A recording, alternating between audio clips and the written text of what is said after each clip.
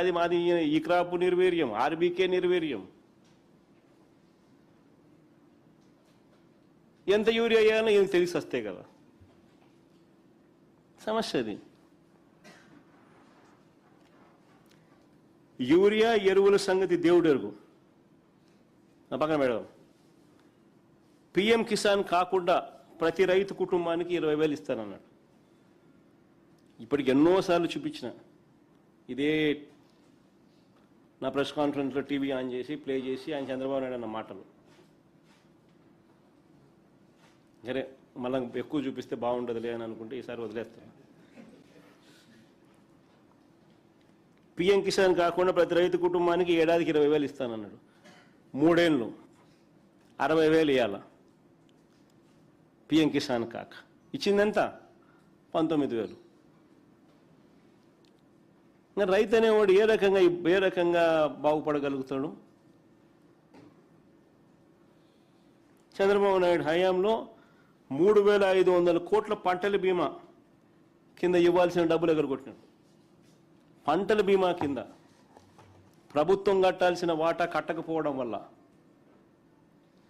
3,500 కోట్లు రైతులకు ఇన్సూరెన్స్ కంపెనీలు డబ్బులు ఇవ్వాల.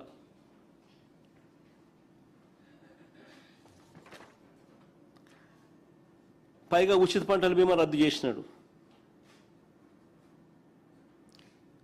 ఏ సీజన్లో నష్టం జరిగితే ఆ సీజన్ ముగిసేలోగానే ఇచ్చే ఇన్పుట్ సబ్సిడీని ఇచ్చే కార్యక్రమానికి మంగళం పాడేసినాడు.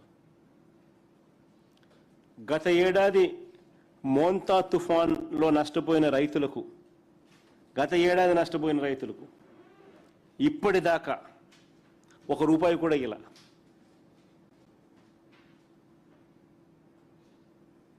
ఏ సీజన్ ముగిసేలోగానే ఇన్పుట్ సబ్సిడీ ఇచ్చే మా పద్ధతిని పక్కన పెట్టు, అసలు ఈయన ఇస్తే కదా.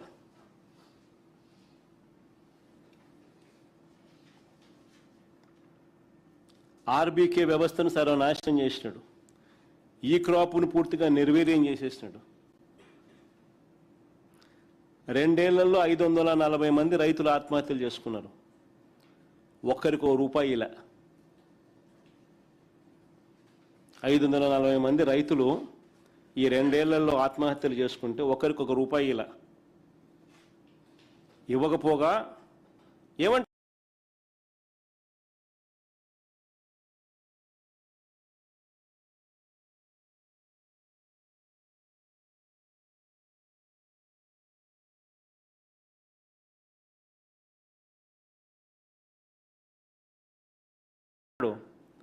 నిన్న కాడెద్దులు 2 నదిలో ఫోన్ చేసినాడంట. అది ఈనాడులో రాయడం, ఇలా పేపర్లలో రాయించుకోవడం.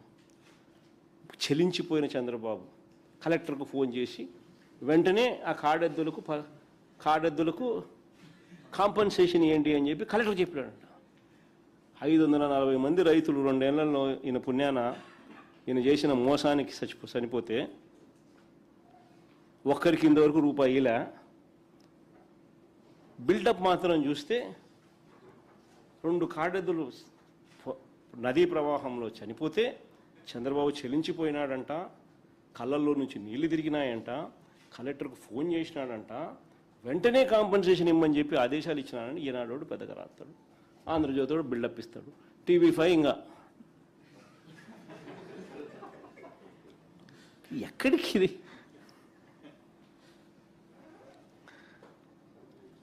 అయ్యో, చంద్రబాబు నాయుడు గారి పాలనలో నిజంగా రాష్ట్రంలో ఇవాళ ఉన్నది ఏమిటి అని అంటే ఇసుక మాఫియా, మట్టి mafia, silica quads mafia, laterite mafia, ration బియ్యం మాఫియా, అమరావతి పేరిట అంతులేని దోపిడీ, రూపాయికి చెనిక్కాయలకు అప్పనంగా ఖరీదైన భూములు తమ వారికి ఇచ్చుకోవడము, అధిక రేట్లకు PPL చేయడము, ఎంఆర్పి కన్నా అధిక రేట్లకు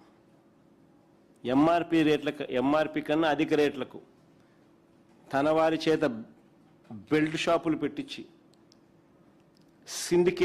సిండికేట్గా దాన్ని మార్చి లిక్కర్ మాఫియా ఇది చాలా అన్నట్టుగా ఇవన్నీ చాలా అన్నట్టుగా ఇప్పుడు కొత్తగా ఏమంటున్నాడు, బీచ్లను కూడా వదలడంలా, బీచ్ షాక్స్ అంట. ఇంతకుముందన్న కనీసము కుటుంబ సభ్యులతో పిల్లలతో కలిసి ఎవరైనా బీచ్ కన్నా పోయేవాళ్ళు. ఇప్పుడు ఆ కుటుంబ సభ్యులతో భార్య పిల్లలతో బీచ్కు పోవాలనంటే అక్కడ కనిపించేది ఏంది, బీచ్ షాక్స్. ఆ బీచ్ షాక్స్లో మందు బాబులు మందు కొడతా ఉన్నారు. కానీ ఎవడన్నా పోగలుగుతారండి బీచ్లకు? అది అభివృద్ధి అంట.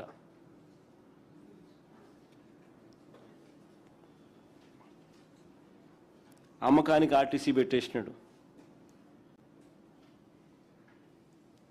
మనం తెచ్చిన కొత్త గవర్నమెంట్ మెడికల్ కాలేజీలన్నీ కూడా, మనం తెచ్చిన కొత్త పోర్టులు, ఫిషింగ్ హార్బర్లు అన్నీ కూడా ప్రైవేటైజేషన్, చెనిక్కాయలకు బెల్లాలకి.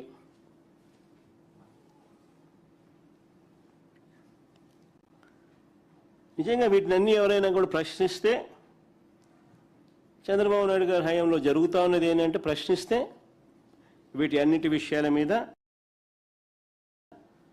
రెడ్ బుక్ రాజ్యాంగం, తప్పుడు కేసులు, అక్రమ అరెస్టులు, లాకప్ డెత్తులు. రాష్ట్రానికి పెట్టుబడుల సంగతి పక్కన పెడితే దోచుకునేదంతా కూడా విదేశాలకు పోతా ఉంది ఈరోజు. అబ్బా కొడుకులు ఊ అంటే సింగపూర్ అంటారు, ఊ అంటే దుబాయ్ అంటారు, ఊ అంటే ఆ దేశం అంటారు, ఈ దేశం అంటారు. దోచుకునేదంతా విదేశాలకు పోతాను. విదేశాల నుంచి పెట్టుబడులు కదా దేవుడు ఎరుగు.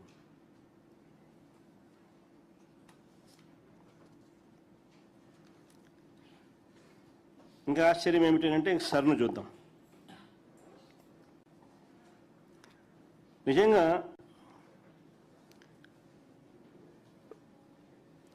వీళ్ళ పతనం ఖాయమని తెలిసాక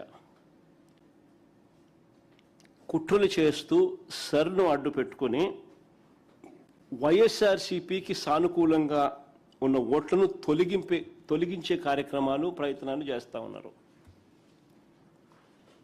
నేను అడుగుతా ఉన్నా,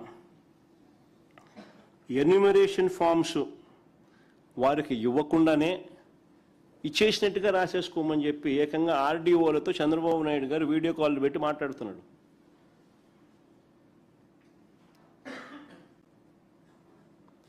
ఎన్యూమరేషన్ ఫామ్స్ వారు ఇవ్వకపోయినా ఇచ్చేసినట్టుగా రాసుకోవాలంట.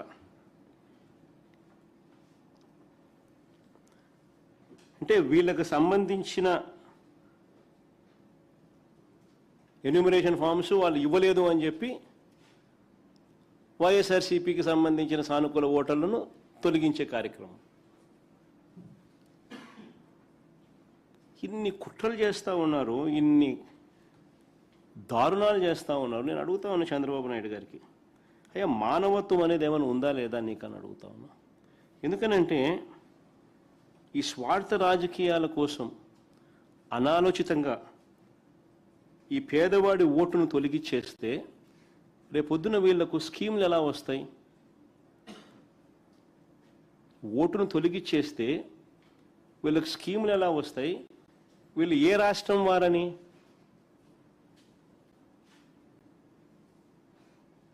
చివరికి వీళ్ళకి సిటిజన్షిప్ కూడా లేకుండా చేసే కార్యక్రమం. ఏ దేశం వాళ్ళని ఇలా చేయడం ధర్మమేనా?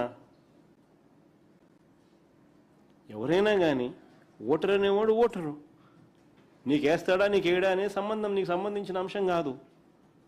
నువ్వు చేతనైతే మంచి చేయి, మంచి చేసి ఆ మనసు గెలుచుకొని ఓటు ఇచ్చుకో, అది వేరే విషయం. కానీ ఈ మాదిరిగా నీకు ఓటు వేయరని చెప్పి ఓటర్ లిస్టులో నుంచి పేరే తీసేస్తే రేపొద్దున వాళ్ళకి స్కీములు ఎలా వస్తాయి? రేపొద్దున వాళ్ళకి ఏమైనా ఏ రాష్ట్రానికి సంబంధించిన ఓటర్లు వాళ్ళు, పోనీ ఏ దేశానికి సంబంధించిన ప్రజలు వాళ్ళు అవుతారు? ఇలా చేయడం ధర్మమేనా? ఒక వీడియో ప్లే చేయండి ఒకసారి. నెల్లూరుకు సంబంధించి నెల్లూరు మున్సిపల్ కమిషనర్ ఈఆర్ఓ హోదా. సార్ మనం ఏదైతే మై టీడీపీ యాప్ ఇచ్చారో సార్ ఆ యాప్ లో మీరు బూత్ వైజ్ ఓటర్స్ అంతా ఒక చోట ఉన్నట్టున్నారు సార్. దానివల్ల ఐడెంటిఫికేషన్ ఈజీ అవుతుంది సార్. అది ఐడెంటిఫికేషన్ ఈజీ అవడం వల్ల త్వరగా డిస్ట్రిబ్యూట్ చేయగలుగుతున్నారు. ఏమైతే మా ఖచ్చితంగా ఎవరికైనా వాళ్ళ బూత్లను ప్రెసిడెంట్ చెప్పేస్తారు సార్ చెప్పగలరు. వాళ్ళు చెప్పగలుగుతారు త్వరగా ఐడెంటిఫికేషన్ చెప్పేస్తారు. అవును సార్ అవును. అది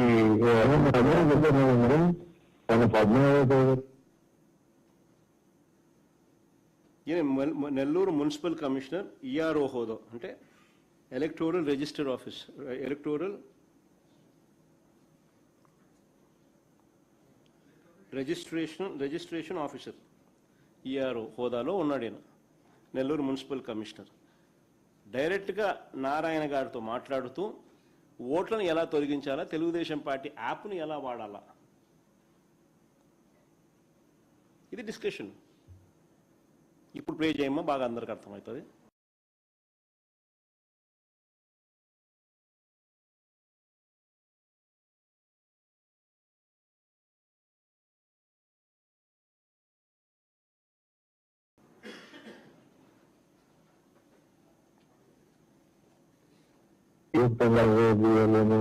ప్రెసిడెంట్ చెప్పేస్తారు చెప్పగలరు. వాళ్ళు చెప్పగలుగుతారు త్వరగా ఐడెంటిఫికేషన్ చెప్పేస్తారు. అవును సార్ అవును. అది మన 17వ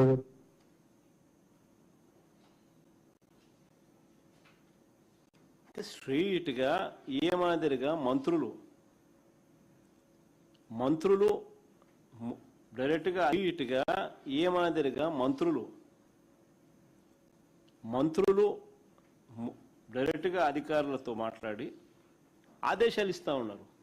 తెలుగుదేశం పార్టీ యాప్ వాడడము, తెలుగుదేశం పార్టీకి సంబంధించిన ఓటర్లను మాత్రం ఖచ్చితంగా నమోదు చేయించడము, వాళ్ళకు వ్యతిరేకంగా ఓట్లు వేస్తారు అనే వాళ్ళను ఓట్లు తీసేయించడము. ఈ మాదిరిగా అధికారుల దగ్గరుండి చేస్తూ ఉంటే ఏ రకంగా ఈ వ్యవస్థలు బాగుపడతాయి? ఇక్కడితో చంద్రబాబు నాయుడు ఆగిపోలేములా, ఇక్కడితో చంద్రబాబు నాయుడు ఆగిపోవడంలా కులాలు పేరు చెప్పి, మతాలు పేరు చెప్పి రాష్ట్రంలో అలజడి క్రియేట్ చేసే కార్యక్రమానికి ఈ 2 సంవత్సరాలలో శతకోటి ఉదాహరణలు, ఎగ్జాంపుల్స్ కనిపిస్తాయి. కులాల మధ్య, మతాల మధ్య చిచ్చు పెట్టాలని చెప్పి చంద్రబాబు నాయుడు గారు చేస్తూ ఉన్న ప్రయత్నాలు ప్రతి 3 నెలలకోసారైనా కనిపిస్తుంటుంది ఏదో ఒకటి. ఈ మధ్యకాలంలోనే చూస్తూ ఉన్నాం, ప్రభుత్వంలో ఉన్నవారు, పదవుల్లో ఉన్నవారు,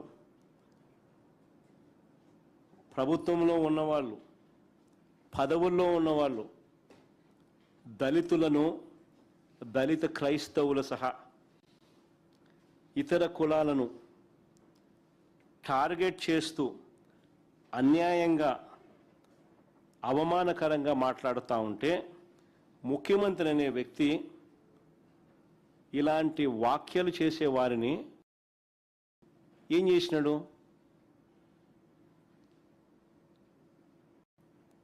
దగ్గరుండి వెనకాల నుంచి ప్రోత్సహిస్తాడు. ఇది మన కంటికి కనిపిస్తూ ఉంది. రాష్ట్రంలో ఎప్పుడూ కూడా లేని విధంగా మత విద్వేషాలను అగ్గిరాజేసే ప్రయత్నం చేస్తూ ఉన్నాడు. దళిత క్రైస్తవులకు రిజర్వేషన్ ఇవ్వాలనా లేదా?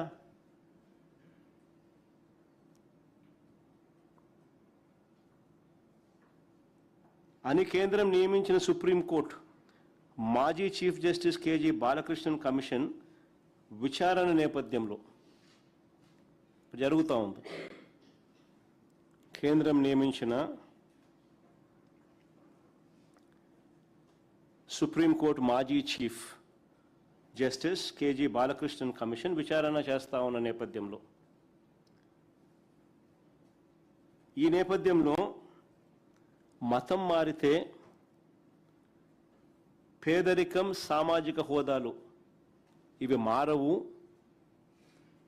మతానికి వీరి రిజర్వేషన్స్కు ముడిపెట్టడం ధర్మం కాదు అని చెప్పి మేము ఏకంగా అసెంబ్లీలో తీర్మానం చేశాం. కాపీ ఆఫ్ ద తీర్మానం మార్చి 2023 మార్చి 24 ఏకంగా అసెంబ్లీలో తీర్మానం చేశాం.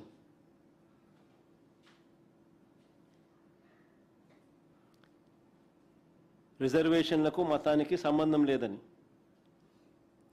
మతం మారడం వల్ల వాళ్ళ ఆర్థిక హోదాలు, వాళ్ళ ఆర్థిక పరిస్థితులు, సామాజిక పరిస్థితులు ఎటువంటి చేంజెస్ జరగవు. సో రిజర్వేషన్స్కు మతానికి మధ్య ముడిపెట్టడం సరికాదు అని చెప్పి తీర్మానం చేసిన తర్వాత ఇదే బాలకృష్ణన్ కమిటీ ఇప్పుడు ఏదైతే అధ్యయనం చేస్తూ ఉందో ఆయన దగ్గరికి మా టీం పోయింది. వైఎస్ఆర్సీపీ పార్టీ తరఫున టీం పోయింది. పోయి ఆయనకు ప్రజెంటేషన్ ఇచ్చింది, రిప్రజెంటేషన్ ఇచ్చింది. గట్టిగా ఇదే ఆర్గ్యుమెంట్ను వినిపించింది. నేను చంద్రబాబు నాయుడుని అడుగుతా ఉన్నా, నీ స్టాండ్ ఏంది అని. చంద్రబాబు నాయుడు గట్టిగా అడుగుతా ఉన్నా, నీ స్టాండ్ ఏంది చంద్రబాబు అని.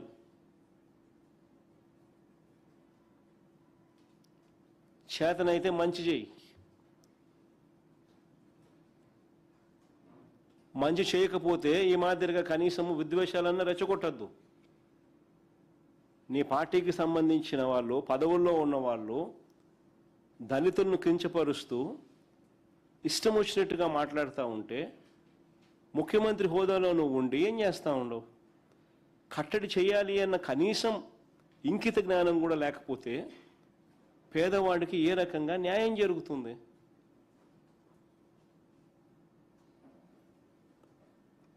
నిజంగా రాష్ట్రంలో ఇవాళ పరిస్థితులన్నీ ఇంత దారుణంగా ఉన్నాయి కాబట్టి చెప్తా ఉన్నా, హే రామ్ సేవ్ ఆంధ్ర.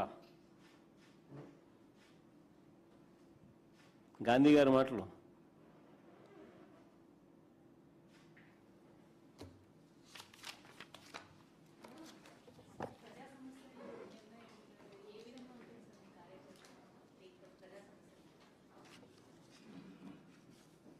ప్రతి అంశము యుద్ధమే ప్రతి అంశము యుద్ధమే. ఆ యుద్ధంలో వైఎస్ఆర్ కాంగ్రెస్ పార్టీ అన్ని రకాలుగా బాధిత వర్గాలకు తోడుగా, అండగా నిలబడి వారి తరపున ఖచ్చితంగా పోరాటం చేస్తాం. ఆ మాదిరిగా ఖచ్చితంగానే ప్రతి జిల్లాలోనూ, ప్రతి అడుగులోనూ ఎక్కడెక్కడ సమస్యలు ఉన్నాయో అక్కడక్కడ మా వాళ్ళందరూ పోతూ ఉన్నారు. సమయాన్ని బట్టి, అవసరాన్ని బట్టి నేను కూడా అప్పుడప్పుడు అక్కడక్కడ యాజిటేషన్స్లో పార్టిసిపేషన్ కూడా చేస్తాం. ఇది రొటీన్గా జరిగే కార్యక్రమం. బంగారంగమ్మ, ఎవరు వచ్చినా కానీ మంచిదేమ్మా, ఎవరు వచ్చినా మంచిదే, ఇంక్లూడింగ్ మీరు కూడా. సార్ దళిత క్రైస్తవ మహాసభ నిర్వహించిన శ్రావణ్ కుమార్ మీద కేసు నమోదు చేశారు. అలాగే ఆంధ్ర, తెలంగాణలో ఉన్న జర్నలిస్టులు ఎవరైనా వైఎస్ఆర్సీపీకి మద్దతుగా మాట్లాడితే కేవీ రెడ్డి లాంటి వ్యక్తులను అరెస్ట్ చేశారు. మన ప్రొఫెసర్ నాగేశ్వరరావు మీద ముక్కుమ్మడిగా టీడీపీ, జనసేన నాయకులు దాడి చేశారు. అలాగే ప్రకాష్ రాజ్ ఏమన్నా సనాతన ధర్మం గురించి మాట్లాడితే ఆయన మీద కూడా దాడి చేస్తున్నారు. అదే కదా ఇప్పుడు చెప్పింది. రెడ్ బుక్ రాజ్యం అనేది, రాజ్యాంగం అనేది జరుగుతూ ఉందని చెప్పడానికి ఎన్ని నిదర్శనాలు. ఈయన ఇక్కడ చేయడమే కాకుండా ఈయన ఇన్ఫ్లుయెన్స్ ఎక్కడెక్కడైతే, ఈయన ప్రాపకం ఎక్కడెక్కడికైతే పెంచగలుగుతాడో అక్కడికక్కడ పెంచి వాళ్ళతో కూడా చేయిస్తూ ఉన్నాడు అన్ఫార్చునేట్గా. అది ఫ్లైట్ ఆఫ్, అందుకనే చెప్పినా కదా హే రామ్ సేవ్ ఆంధ్ర అని. సార్ ఉండవల్లి గ్రామాల్లో సార్ ఈ మెగా డిఎస్సిలో అక్రమాలు జరిగాయని మీరు ఒక పోరాటం స్టార్ట్ చేశారు. అయితే ఈ మెగా డిఎస్సిలో అక్రమాలు నిరూపించాలంటూ మంత్రి లోకేష్ గారు మీకు సవాల్ కూడా చేశారు. దీనిపై చర్చకు సిద్ధమని. కాదు రమేష్, ఆధారాలతో సహా నేను చూపించినాను, నువ్వు ఉన్నావు. ఎవడు సమాధానాలు, పెద్ద పెద్ద పురుష పదజాలం అవసరం లేదు స్వామి. ఆ సమాధానాలు, ఆ జీవోలు అన్నీ చూపించినాను. ఆ జీవో ఇట్లా నువ్వే ఇచ్చినావు, ఇదిగో జీవో ఇది, జీవో నెంబర్ సో వన్సో, జీవో నెంబర్ సో వన్సో అని సాక్ష్యాలు, ఆధారాలతో చూపించిన. నీ చేతనైతే ఇవి కాదు జీవోలు, ఇవి జీవోలు, ఇది వాస్తవాలు, ఇవి కాదు, ఇవి అవాస్తవాలు, ఇవి వాస్తవాలు అని చెప్పి చూపించు. ఊరికే అవన్నీ ఏమీ చేయకోకుండా ఊరికే పబ్లిసిటీ కోసము ఊరికే మాట్లాడడం ఎందుకు? దానివల్ల నువ్వు సాధించేది ఏంది? ఇప్పుడు ప్రజలు నువ్వు మాట్లాడేది చూస్తున్నారు, నేను మాట్లాడేది చూస్తున్నారు. ప్రజలు పిచ్చోళ్ళు కాదు. ఎవరెవరు మాట్లాడుతూ ఉన్నారు, ఎలా మాట్లాడుతున్నారు, ఏం మాట్లాడుతూ ఉన్నారు, ఏమేమి ఆధారాలు చూపిస్తూ ఉన్నారు, ఆ ఆధారాలకు సంబంధించిన విషయాలు ఏమిటి అని ప్రజలు గమనిస్తూనే ఉన్నారు. ఆ ఆధారాలన్నీ చూపించి మాట్లాడితేనే ఆర్గ్యుమెంట్ ఏదైనా కానీ ఎవరైనా కూడా రిసీవ్ చేసుకుంటారు. సో నీ దగ్గర ఆధారాలు ఏదైనా ఉంటే నువ్వు చూపించు. లేదు నువ్వు చెప్పింది తప్పు, ఇదిగో ఇవి ఆధారాలు అని చెప్పి నువ్వు చేతనైతే నువ్వు చూపించు. అప్పుడు నీ ఆర్గ్యుమెంట్ మీద ప్రజలు నమ్ముతారు, ప్రజలు హర్షిస్తారు. అలా చేయకోకుండా ఊరికే నీ బుద్ధిబుడ్డ మాటలు మాట్లాడడం మొదలుపెట్టి ఇష్టం వచ్చినట్టు మేము ఇప్పుడు నా ప్రెస్ మీట్ ఇప్పుడు అయిపోయింది, ఒక్కటి కూడా అబద్ధం చెప్పలా, అన్ని ఆధారాలతో సహానే చూపించినాను. కానీ రేపొద్దున అవతల తెలుగుదేశం వాళ్ళు ప్రెస్ మీట్ పెడితే ఏం చేస్తారు? ఇంకా ఇష్టం వచ్చినట్టుగా తిట్లు, జగనెట్ట జగనట్ట, ఆయనెట్ట ఈయనెట్ట, వాటికి సంతోషం, వాడు వీడు అనకపోతే అటు సంతోషపడాలి, లేకపోతే అవి కూడా కలుపుతారు, కలిపి ఇష్టం వచ్చినట్టుగా మాట్లాడతారు. ఎన్ని కొత్త ముందు రోజు చూస్తూనే ఉన్నాను.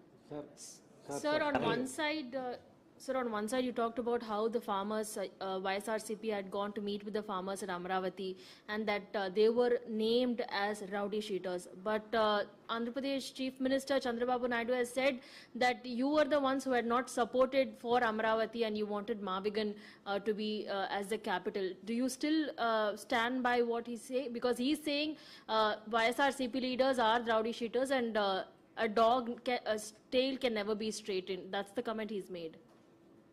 Yeah, my next election would be fought on the battle Mavigan versus Amaravati. Yes, we would stand by it. We are for Mavigan. Everybody who is for Mavigan will vote for YSRCP. Everybody who is for Amaravati will vote for Chandrababu. We will stand by it. We will make it an election issue for them. We'll put it up in the manifesto also. Mavigan, YSRCP. We will stand by it. Let's see how people will vote. Sir కొద్దిసేపు క్రితం నాగరాజు న్యాయమూర్తి ముందు ప్రవేశపెడితే తనను చంపడానికి police ఉన్నతాధికారులందరూ కూడా ప్రయత్నిస్తున్నారని statement ఇచ్చారు. CI Nagaraju, ఎవరైతే సాయికృష్ణ కేసుకు సంబంధించి ప్రధాన సస్పెండ్ అయిన సిఐ, తనను చంపేస్తారని చెప్పేసి న్యాయస్థానంలో చెప్పారు. నాగరాజును చంపేస్తారా? కమిషనర్ చంపేస్తాడా? ఎవరైనా పోలీసు ఉన్నతాధికారులు తనను చంపినా చంపేస్తారు స్వామి. ఈ ప్రభుత్వంలో ఏమైనా జరగచ్చు. అందుకనే అనే కదా హే రామ్ సేవ అందరూ అంటే. అందుకనే సార్ ఉండవల్లి పెనుమాక ఈ ల్యాండ్ ఎక్విజిషన్ సంబంధించినటువంటి గ్రామాల్లో మీరు పర్యటించే అవకాశం ఏమైనా ఉంటుందా? సార్ నేను ఇక్కడ ఈ ఉండవల్లి ల్యాండ్ ఇష్యూ జరుగుతుంది సార్, ల్యాండ్ ఎక్విజిషన్ రైతులకు సంబంధించి మీరేమన్నా మీరు పర్యటించే అవకాశం ఏమైనా ఉంటుందా? సార్ నేను ఇక్కడ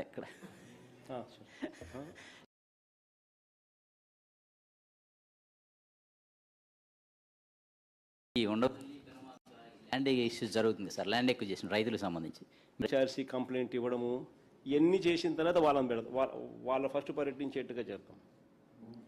ఇంకా నేను పోయినాను అనుకో స్ట్రైట్గా ఏదో అమ్మన్నట్టుగా అంటారు చూసినామా, జగన్ అమరావతికి వ్యతిరేకంగా బట్టి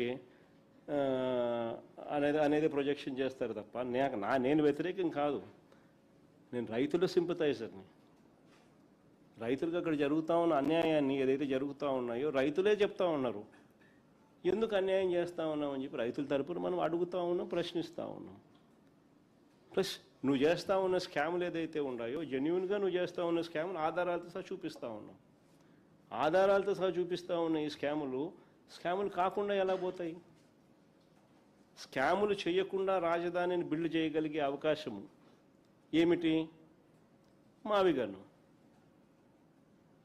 ఏ స్కాములు లేకుండా రాజధాని అనేది బ్రహ్మాండమైన రాజధాని అనేది ఏర్పాటు ఎలా అవుతుంది? మావిగన్ను. మచిలీపట్నంలో పోర్టు, విజయవాడలో ఇంటర్నేషనల్ ఎయిర్పోర్టు, గుంటూరులో ఆల్రెడీ డిఫరెంట్ టీచింగ్ ఇన్స్టిట్యూట్స్, మచిలీపట్నంలో రైల్వే స్టేషన్, విజయవాడలో రైల్వే స్టేషన్, గుంటూరులో బ్రహ్మాండమైన రైల్వే స్టేషన్, మూడిటికి కనెక్టింగ్ బ్రహ్మాండమైన నేషనల్ హైవేస్, అన్ని బ్రహ్మాండంగానే ఆల్రెడీ ఉన్నాయి.